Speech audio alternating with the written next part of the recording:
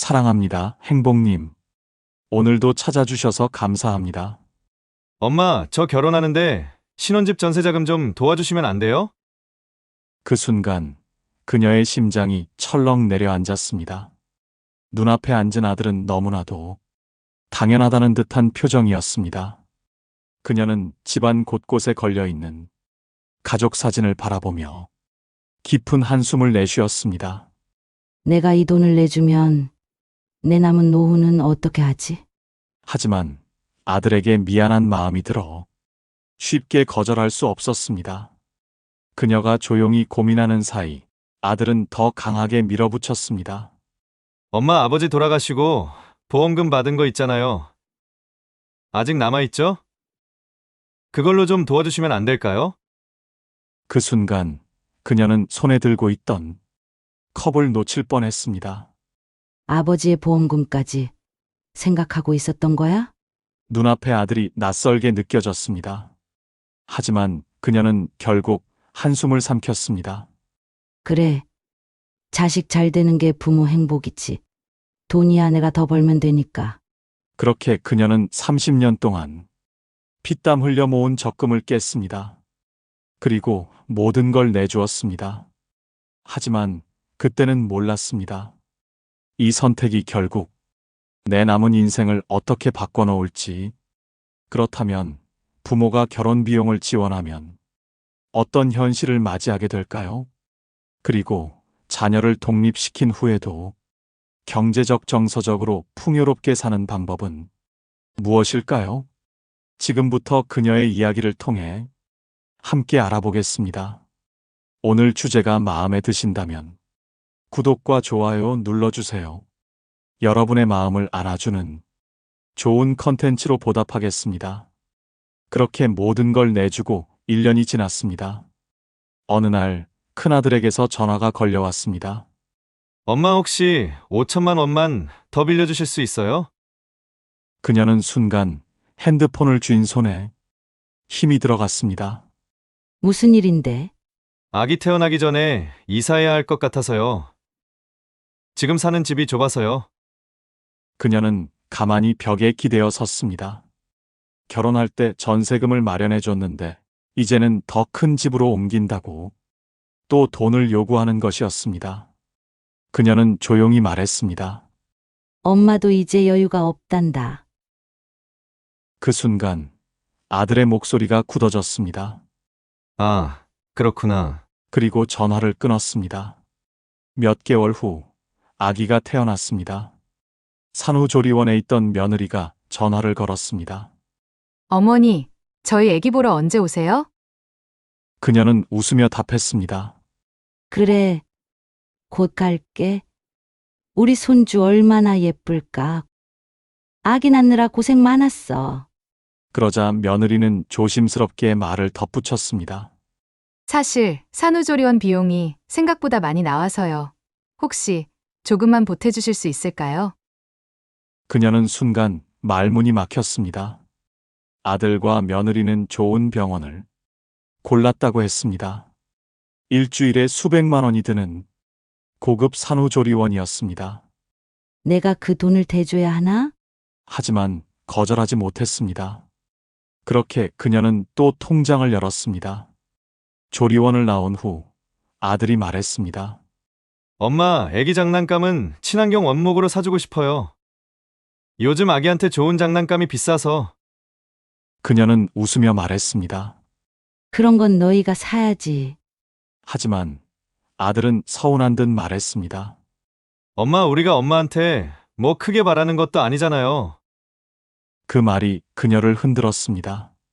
그동안 자식들에게 늘 모든 걸 해주며 살아왔습니다.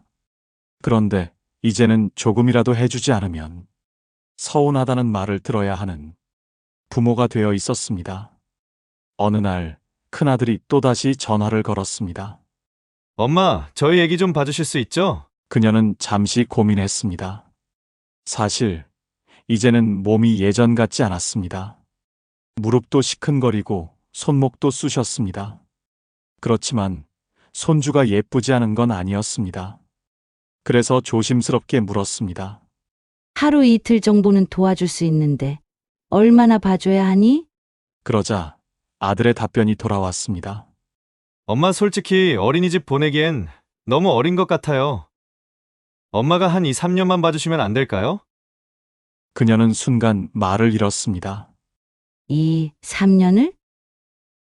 처음에는 한 번이었고 그 다음에는 2번, 그러다 보니 돈과 시간이 나가는 것이 너무나도 당연해졌습니다.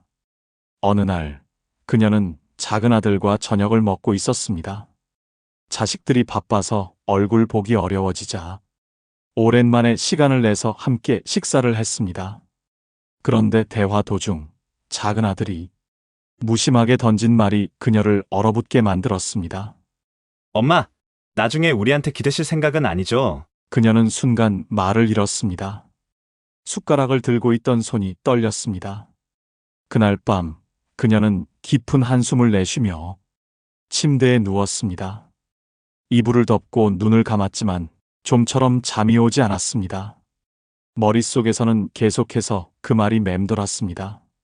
엄마, 나중에 우리한테 기대실 생각은 아니죠? 그 한마디가 가슴 깊숙이 파고들며 아프게 남았습니다.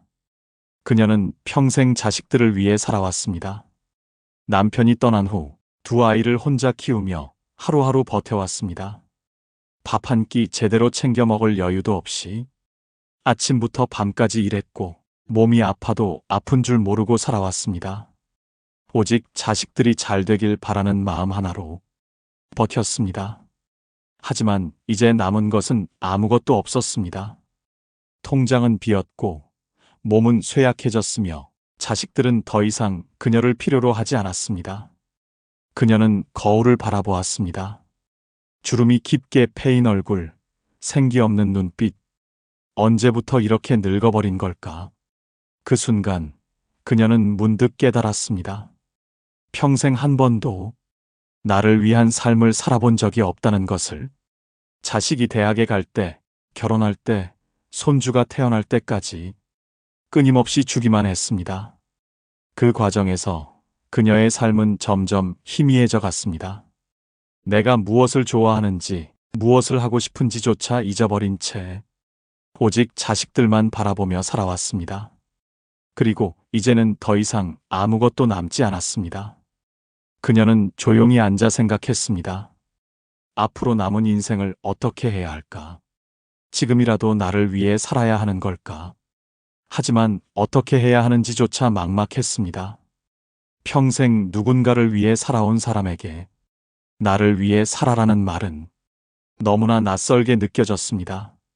그러나 한 가지는 분명했습니다. 더 이상 이렇게 살아서는 안 된다는 것. 이제는 내 삶을 되찾아야 한다는 것. 그녀는 천천히 자리에서 일어났습니다. 그리고 마음을 다잡았습니다. 이제부터라도 자신을 위해 살아야 했습니다. 비록 늦었지만 남은 시간만큼은 온전히 나를 위해 써야 했습니다. 우리나라에서 결혼을 준비하는 대부분의 젊은 부부들은 부모의 재정적 지원을 받고 있습니다. 통계에 따르면 신혼부부의 약 70%가 부모의 도움을 받아 결혼 비용을 마련하며 특히 집을 구할 때는 90% 이상이 부모에게 손을 벌리는 경우가 많습니다. 결혼 비용뿐만이 아닙니다.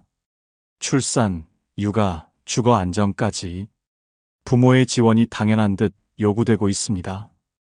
우리나라 결혼 비용 현실을 살펴보면 예식, 웨딩 촬영, 혼수 등을 포함한 평균 결혼 비용은 약 3천만 원에서 5천만 원에 달합니다. 신혼집 마련 비용까지 포함하면 수도권 기준 평균 2억 원 이상이 소요되며 신혼집 비용의 60% 이상을 부모가 부담하는 경우가 많습니다. 출산과 육아에 대한 지원 요구도 상당합니다. 산후조리원 비용만 해도 2주 기준 평균 300만 원에서 500만 원이 필요하며 맞벌이 부부가 증가하면서 손주 돌봄을 요청받는 조부모의 비율이 50%를 넘어서고 있습니다. 많은 부모들이 자신의 노후 자금을 포기하면서까지 자녀의 결혼과 육아를 돕고 있지만 문제는 이렇게 지원을 해도 부모의 삶이 나아지지 않는다는 것입니다. 오히려 자녀들은 부모의 희생을 당연하게 여기고 부모는 경제적으로도 정서적으로도 점점 더 힘든 상황에 놓이게 됩니다. 부모가 가진 것이 있을 때만 연락을 하고 필요할 때만 찾는 자녀들. 모든 것을 내어주고 난 후에야 깨닫게 되는 현실.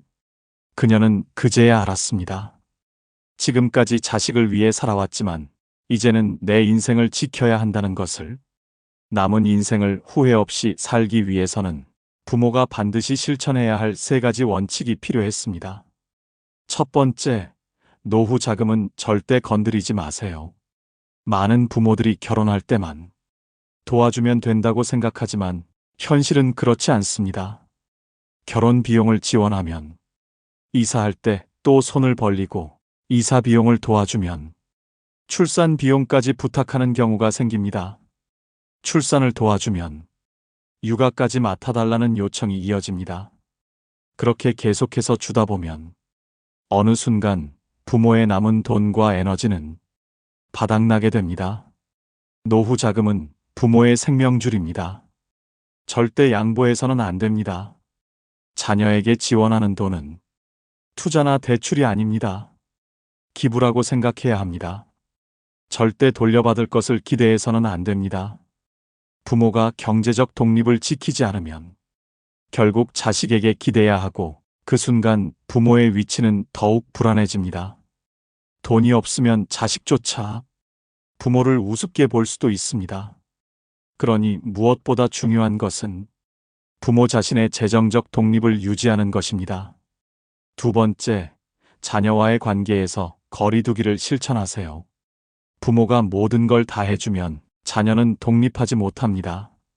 자녀가 원하는 것을 해주는 것이 사랑이라고 생각할 수도 있지만 그것이 습관이 되면 부모는 자녀에게 당연한 존재가 되고 맙니다. 부모가 자신을 희생하며 헌신하는 것이 당연해지면 자녀들은 부모를 소중한 존재로 여기지 않습니다. 사랑과 금전적 지원은 다릅니다. 부모가 자녀의 모든 문제를 해결해 줄 수는 없습니다. 자녀가 성장할수록 부모는 한 발 물러서야 합니다.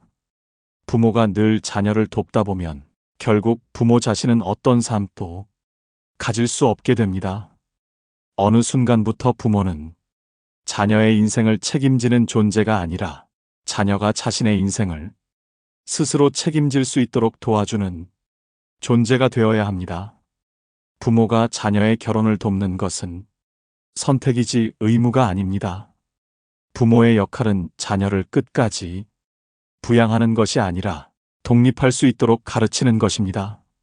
세 번째, 부모도 부모 이전의 한 사람으로서 자신의 삶을 살아야 합니다. 그녀는 문득 생각했습니다. 나는 언제부터 내 인생을 살지 않았을까? 결혼 후 엄마가 되었고 남편을 떠나보낸 후에는 오직 자식을 위해 살아왔습니다. 그러다 보니 나 자신을 위한 삶이 사라졌습니다. 나는 무엇을 좋아하는지, 무엇을 하고 싶은지조차 잊어버렸습니다. 자녀가 결혼하면 부모도 부모 역할에서 벗어나야 합니다. 경제적으로 자립하고 남은 삶을 스스로 계획해야 합니다. 그녀는 이제 알았습니다. 더 이상 희생하는 삶이 아니라 더 이상 자녀의 뒷바라지로만 남는 삶이 아니라 오롯이 나를 위한 삶을 살아야 한다는 것을. 그녀는 천천히 자리에서 일어났습니다. 거울 속 자신의 모습을 바라보았습니다.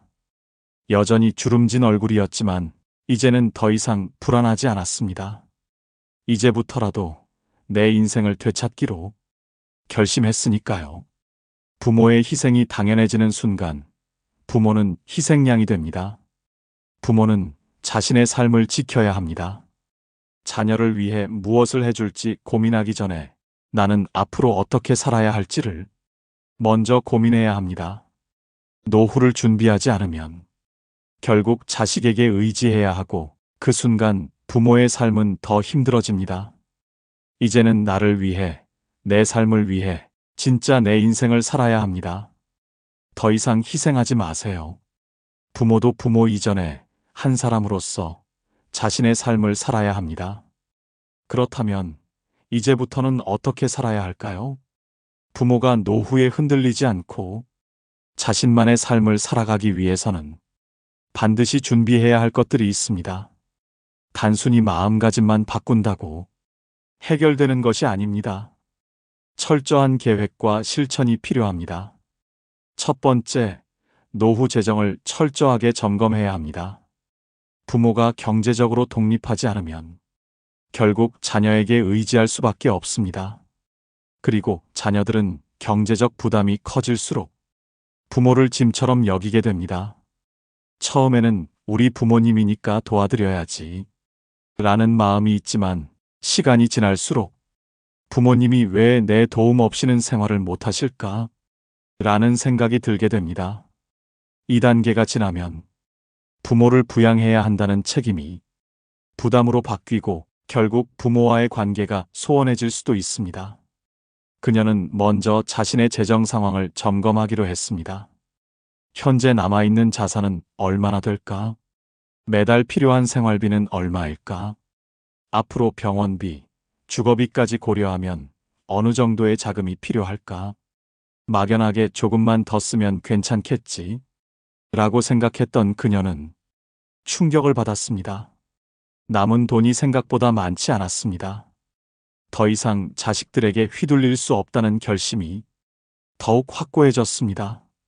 그렇다면 노후 생활을 안정적으로 보내기 위해 현실적으로 어떤 대비를 해야 할까요? 첫째, 연금을 적극적으로 활용해야 합니다. 노후 재정에서 가장 중요한 것은 꾸준히 들어오는 고정적인 소득입니다. 국민연금, 개인연금, 퇴직연금이 있다면 언제, 얼마나 받을 수 있는지 정확하게 파악해야 합니다. 많은 부모들이 연금이 있지만 정작 받을 수 있는 금액이 얼마나 되는지 모르는 경우가 많습니다. 연금 수령 시기를 조정하면 매달 받는 금액이 달라질 수도 있으니 반드시 확인해 봐야 합니다. 우리나라 노후 생활을 위해 필요한 최소 생활비는 개인 기준 월 평균 180만 원, 부부 기준으로는 250만 원 이상이 필요하다는 조사 결과가 있습니다. 하지만 병원비와 예기치 못한 지출까지 고려하면 이보다 훨씬 더 많은 돈이 필요합니다. 특히 65세 이상 노인의 40% 이상이 만성질환을 가지고 있으며 치료비만 연간 평균 300만 원 이상이 듭니다. 의료비 부담이 커지면서 노후가 더욱 불안해질 수밖에 없는 것입니다. 부모가 경제적으로 불안정해지면 자녀에게 의지할 수밖에 없는 상황이 벌어집니다. 그러나 현실적으로 자녀들도 경제적으로 여유가 있는 경우가 많지 않습니다. 결국 부모는 자신이 계획했던 것보다 훨씬 적은 돈으로 노후를 버텨야 하고 그 과정에서 생활 수준을 크게 낮추거나 심지어 기초생활보장 수급자로 전락하는 사례도 있습니다. 둘째, 자산을 현금화할 수 있는 방법을 찾아야 합니다. 우리나라 부모들이 가장 흔히 하는 실수 중 하나가 집을 자산으로 착각하는 것입니다. 큰 평수의 아파트나 오래된 단독주택을 가지고 있어도 실제 생활비로 사용할 수 없다면 그것은 잠겨있는 돈일 뿐입니다. 필요 없는 부동산이나 너무 넓은 집을 정리하고 작은 주거 공간으로 이동하는 것도 방법입니다. 또한 적은 돈이라도 꾸준한 배당이 나오는 금융 상품을 활용해 매달 현금 흐름을 만드는 것이 중요합니다. 한 번에 목돈을 쓰는 것이 아니라 매달 일정한 수입이 들어오도록 만들면 노후 생활이 훨씬 안정됩니다. 셋째, 돈을 쓰는 방식을 바꿔야 합니다. 그녀는 오랜 시간 동안 자식들에게 돈을 아낌없이 썼습니다. 학비, 결혼 비용, 손주 용돈까지. 하지만 이제는 더 이상 그렇게 할 수 없다는 것을 깨달았습니다. 자식들에게 돈을 주는 것보다 부모 스스로를 위한 투자를 해야 합니다. 경제적으로 안정적인 부모가 되어야 자식들에게도 존중받을 수 있습니다. 노후 자금이 부족한 부모는 결국 자식에게 의지하게 됩니다. 하지만 그렇게 되면 자식들은 부모를 부담스럽게 느끼게 되고 관계가 멀어질 가능성이 큽니다. 그러므로 지금부터라도 철저하게 노후 재정을 점검하고 스스로의 경제적 독립을 지켜야 합니다. 그녀는 이제 확신했습니다. 자식들에게 휘둘리지 않고 남은 인생을 제대로 살기 위해서는 먼저 경제적인 자립을 이뤄야 한다는 것을, 더 이상 불안해하지 않고 나를 위한 삶을 살기로 결심했습니다. 두 번째, 자녀와의 관계를 새롭게 정립해야 합니다. 자녀를 사랑하는 것과 자녀에게 의존하는 것은 다릅니다. 그녀는 그동안 자식들이 원하는 것이 있으면 들어주었습니다. 그것이 부모의 역할이고 사랑이라고 생각했기 때문입니다. 하지만 이제는 알았습니다. 부모가 끝없이 베풀면 자식은 부모를 소중하게 여기지 않습니다. 처음에는 미안한 마음에 도와주다가 점점 더 많은 요구를 받아들이게 되고 결국 부모의 희생은 당연한 것이 되어버립니다. 이제부터라도 원칙을 정하고 자녀들에게 명확한 선을 긋기로 했습니다. 그녀는 먼저 작은 실천을 해보기로 했습니다. 첫째, 경제적 지원을 중단하는 것입니다. 그동안은 자녀가 경제적으로 어려울 때마다 도움을 주었습니다. 결혼할 때 전세 자금을 지원했고, 이사 비용도 보태줬고, 손주가 태어날 때 산후조리원 비용까지 내주었습니다. 하지만 그렇게 지원을 하고 나면 그게 마지막이 아니었습니다. 자녀들은 부모의 도움을 한 번 받으면 이후에도 당연하게 생각하게 됩니다. 처음에는 엄마 도와주실 수 있어요? 라며 조심스럽게 부탁하지만 나중에는 엄마가 당연히 해주셔야죠. 라는 태도로 바뀝니다. 그래서 그녀는 결심했습니다. 이제부터는 돈을 빌려주는 일은 없을 거야. 손주를 돌보는 것도 내가 원할 때만 가능해. 나는 내 인생을 살아야 하니까 너희가 원하는 대로 맞춰줄 순 없어. 이제부터는 경제적인 지원을 끊고 자녀들이 스스로 해결할 수 있도록 해야 했습니다. 결혼 비용을 도와줬다면 거기서 끝이어야 합니다. 더 이상 돈을 요구하는 일이 없도록 부모도 단호해야 합니다. 자녀가 스스로 살아가는 법을 배울 수 있도록 부모가 한 발 물러서야 합니다. 둘째, 손주 돌봄을 거절하는 연습을 해야 합니다. 엄마, 어린이집 보내기가 아직 부담스러워요. 한동안 애 좀 봐주시면 안 돼요? 그동안 그녀는 이런 부탁을 받으면 당연히 들어주었습니다. 하지만 이제는 다릅니다. 이제는 그녀도 자신의 삶을 살아야 합니다. 내가 건강이 안 좋아서 올해는 못 봐줘. 하루 이틀은 도와줄 수 있지만 내 생활이 먼저야. 이렇게 말하는 연습을 해야 합니다. 처음에는 자식들이 서운해할 수도 있지만 부모가 당연히 손주를 봐줘야 한다는 인식을 바꾸지 않으면 끝이 없습니다. 손주를 돌보는 것은 부모의 선택이어야지 의무가 되어서는 안 됩니다. 셋째, 내가 중심이 되는 관계를 만들어야 합니다. 엄마, 우리 이번 주말에 애 좀 맡아줄 수 있어. 예전 같으면 그녀는 자신의 일정을 다 취소하고 손주를 맡아줬을 것입니다. 하지만 이제는 다릅니다. 아쉽지만 이번 주말에는 내가 친구들과 여행을 가기로 했어. 자식들은 처음에는 당황할 것입니다. 하지만 시간이 지나면 부모가 자신의 삶을 중요하게 생각한다는 것을 받아들이게 됩니다. 부모가 늘 자녀에게 맞춰주는 존재가 아니라 독립적인 삶을 살아가는 한 사람이라는 사실을 알게 되는 것입니다. 그녀는 깨달았습니다. 부모가 자녀를 위해 헌신하는 것이 당연한 것이 되면 부모는 희생할 수밖에 없습니다. 하지만 부모가 자기 인생을 지키고 중심을 잡으면 자녀들도 부모를 존중하게 됩니다. 이제부터라도 자녀와의 관계를 다시 정리하고 부모도 하나의 독립적인 개인으로서 살아가야 합니다. 세 번째, 건강을 최우선으로 관리해야 합니다. 건강을 잃으면 모든 걸 잃는 것입니다. 그녀는 무릎이 시큰거릴 때마다 생각했습니다. 이러다 진짜 병원비로 남은 돈을 다 써야 하는 거 아닐까?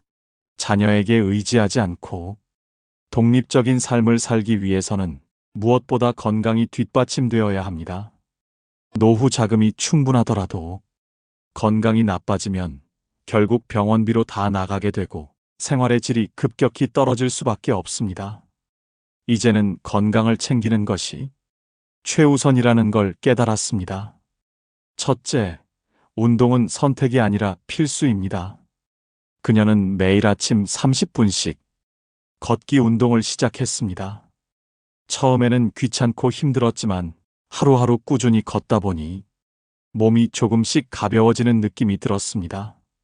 나이가 들수록 근육이 줄어든다는데 가만히 있으면 안 되겠어.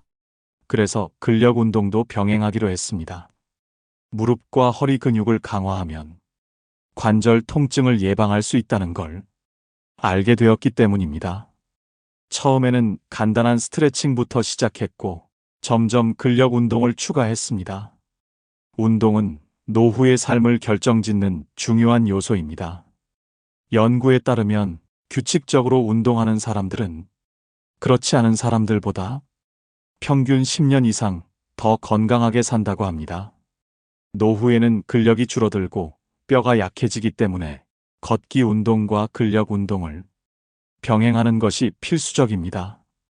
둘째, 건강한 식습관을 유지해야 합니다.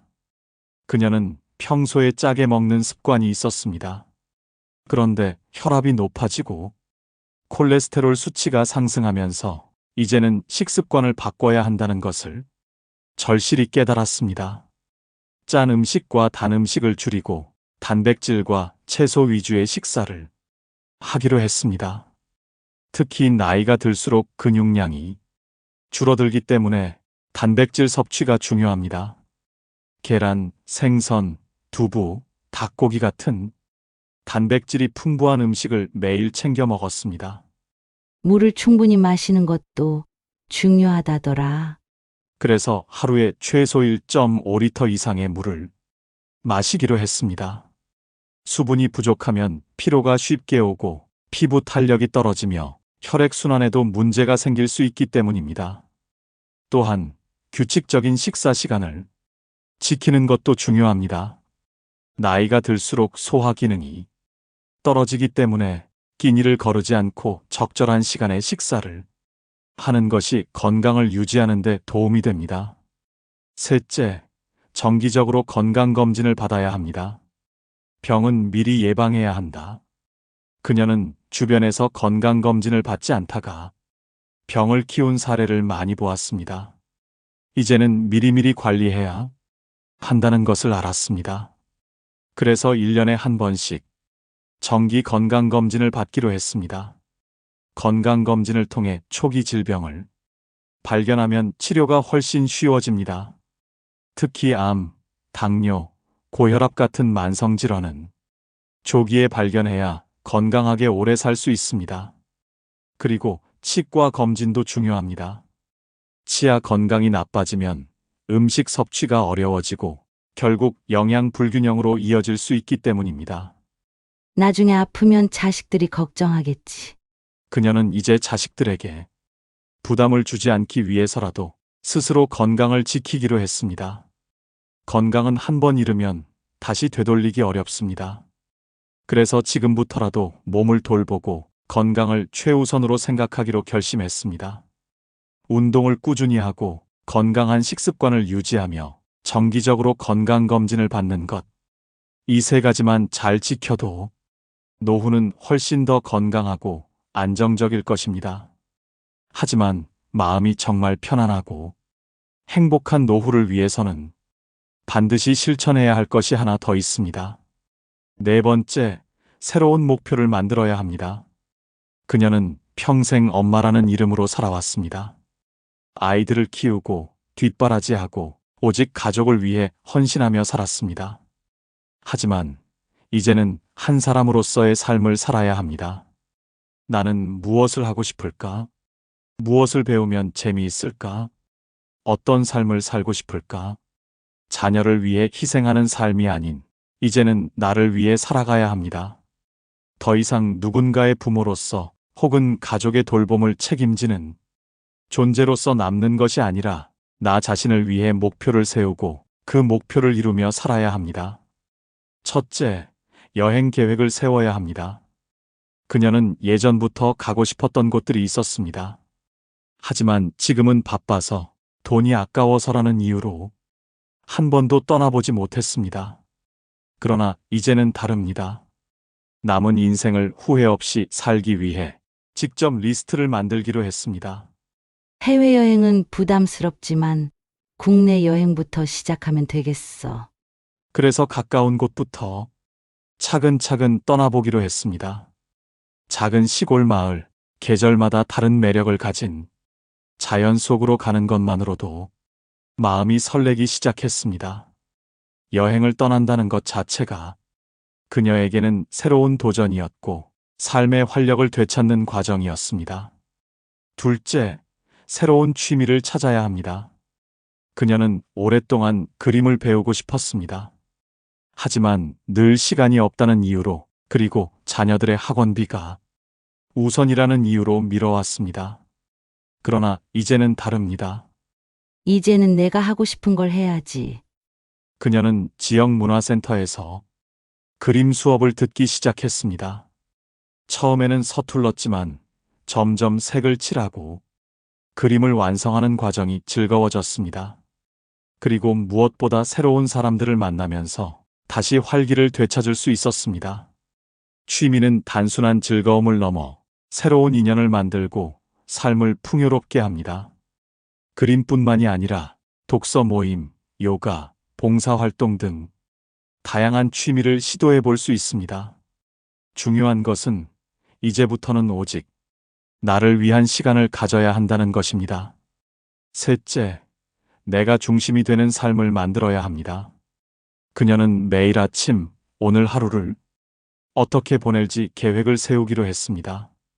예전에는 자녀의 일정이 우선이었고 가족을 위해 시간을 썼지만 이제는 오롯이 나 자신을 위한 하루를 보내기로 했습니다. 오늘은 책을 읽으며 커피 한 잔 해야겠다. 오후에는 그림을 그려야지. 저녁에는 친구들과 만나야겠다. 이제는 자식을 위한 하루가 아니라 나를 위한 하루를 살아가기로 결심했습니다. 삶의 중심을 자녀에게 두는 것이 아니라 나 자신에게 맞추는 것. 그것이 그녀가 앞으로 살아갈 방향이었습니다. 그녀는 천천히 자리에서 일어났습니다. 창문을 열고 시원한 바람을 느꼈습니다. 오랜 시간 동안 자신을 돌보지 않았지만 이제부터는 다르게 살아가기로 했습니다. 나는 아직 살아갈 날이 많다. 그리고 그날들은 온전히 나를 위한 시간이 될 것이다. 그녀는 이제 더 이상 과거의 자신이 아니었습니다. 늘 자식들만 바라보며 살았던 엄마가 아니라 이제는 자신을 위해 하루를 설계하고 스스로의 행복을 찾아가는 한 사람으로 살아가기로 결심했습니다. 어느 날 아침 그녀는 거울 앞에 섰습니다. 예전에는 무심코 지나쳤던 자신의 모습이 보였습니다. 얼굴에는 세월의 흔적이 남았지만 그 속에는 이제 더 이상 후회와 아쉬움이 아닌 새로운 희망이 자리 잡고 있었습니다. 그녀는 핸드폰을 들고 오랜 친구에게 전화를 걸었습니다. 우리 이번 주말에 여행 갈까? 친구의 환한 목소리가 들려왔습니다. 정말? 어디든 가보자. 그녀는 가방을 챙기며 문득 미소를 지었습니다. 늘 자식들만을 위해 살던 삶에서 이제는 오롯이 자신을 위한 삶으로 한 걸음 나아가고 있었습니다. 이제 그녀는 더 이상 누군가에게 의존하지 않고 누군가의 기대에 맞추려 하지 않습니다. 노후를 불안해하기보다는 오늘을 어떻게 하면 더 행복하게 보낼지 고민하기 시작했습니다. 비로소 그녀는 깨달았습니다. 자식을 위한 삶도 소중했지만 그보다 더 중요한 건 나를 위한 삶이라는 것을. 창문을 열자 바람이 부드럽게 불어왔습니다. 그녀는 그 바람을 깊이 들이마셨습니다. 이제부터라도 내 삶을 제대로 살아볼 거야. 그녀의 새로운 인생이 그렇게 시작되었습니다. 오늘 우리는 자녀의 결혼 비용을 지원했을 때 부모가 맞닥뜨릴 수 있는 현실에 대해 이야기해 보았습니다. 부모가 자식을 돕고자 하는 마음, 너무나도 이해됩니다. 자식도 요즘 살기 힘든 세상에서 조금이라도 더 안정된 출발을 하고 싶은 마음, 그건 역시 이해됩니다. 그래서 더 부모에게 의지하려 하고 부모는 또 자식을 외면하지 못하는 것이 현실입니다. 하지만 우리가 잊지 말아야 할 것이 있습니다. 부모가 마지막까지 책임져야 할 사람은 바로 나 자신입니다. 자녀의 미래를 위해 내 노후를 희생하면 결국 남은 것은 불안과 후회뿐입니다. 자녀를 돕는 것이 사랑이라면 부모 스스로를 지키는 것도 사랑입니다. 그동안 정말 고생 많으셨습니다. 자식을 위해, 가족을 위해 한순간도 나 자신을 먼저 생각하지 못하고 살아오셨습니다. 그 어떤 순간에도 부모로서 최선을 다했고 누구보다도 열심히 살아오셨습니다. 그 자체로 이미 충분히 좋은 부모입니다. 이제는 부모라는 이름이 아니라 한 사람으로서 나를 위해 살아도 되는 때입니다. 노후 자금은 절대 건드리지 마세요. 자식들에게 휘둘리지 마세요. 건강을 최우선으로 챙기세요. 부모도 부모 이전의 한 사람입니다. 나를 위한 삶을 살아야 합니다. 당신은 충분히 좋은 부모였고, 이제는 나를 위한 삶을 살아도 괜찮습니다. 자식의 행복을 빌어주되, 부모도 스스로 행복해야 합니다. 자녀에게 기대지 않고도 빛나는 삶을 살아가는 것, 그것이 부모로서 가장 멋진 모습 아닐까요? 이제 당신을 위한 인생을 시작할 때입니다. 오늘 영상을 보며 여러분은 어떤 생각이 드셨나요? 혹시 여러분은 이런 경험이 있으신가요? 부모님이 자녀에게 어디까지 도와주는 게 맞다고 생각하시나요? 여러분의 경험과 생각을 댓글로 나눠주세요. 여러분의 이야기가 누군가에게 큰 위로와 깨달음이 될 것입니다. 오늘 영상이 도움이 되셨다면 소중한 분들께 공유해 주시고 구독과 좋아요로 저를 응원해 주세요. 여러분과의 소중한 연결이 저에게 큰 힘이 됩니다. 오늘도 여러분의 행복을 빕니다. 이상으로 행복 주문서였습니다.